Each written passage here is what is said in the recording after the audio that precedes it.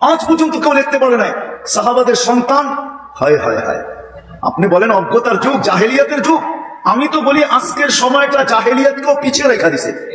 আমি প্রমাণ দিই, প্রমাণ দিতেছি। বদরের যুদ্ধে আবু বকর সিদ্দিক রাদিয়াল্লাহু তাআলা আনহুর ছেলে আব্দুর রহমান মুসলমান হয় নাই, সে কাফেরদের পক্ষে ছিল। বদরের পরে মুসলমান হয়েছে।